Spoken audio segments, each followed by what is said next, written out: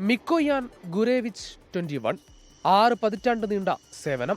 Soviet യൂണിയനിലെ മിക്കോവിച്ച് ഗുരേവിച്ച് design bureau രൂപകൽപ്പന ചെയ്ത supersonic jet യുദ്ധവിമാനവും interceptor വിമാനവുമാണ് MiG-21.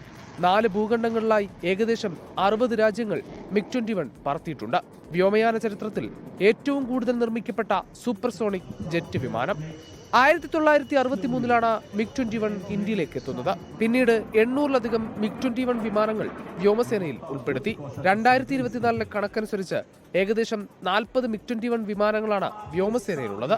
എല്ലാം ഈ മാസം 26-ന് വിരമിക്കും.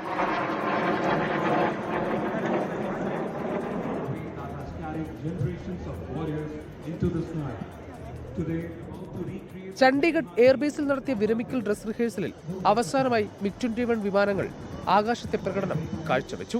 വിമാനങ്ങൾക്ക് വാട്ടർ സല്യൂട്ട് നൽകി.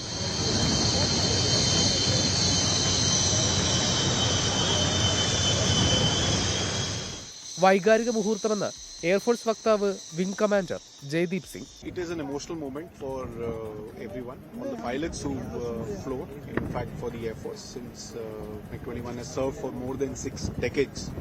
1965-ലെയും 71-ലെയും യുദ്ധങ്ങളിൽ നിർണായകമായിരുന്നു MiG-21 വിമാനങ്ങളുടെ പങ്ക്.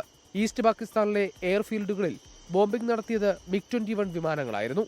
ഇന്ത്യൻ വ്യോമസേനയിൽ എണ്ണത്തിലും ശക്തിയിലും സേവനകാലത്തിലും ഏറ്റവും കൂടുതലെന്ന് നിസ്സംശയം പറയാവുന്ന MiG-21 പറക്കൽ അവസാനിപ്പിക്കുകയാണ്.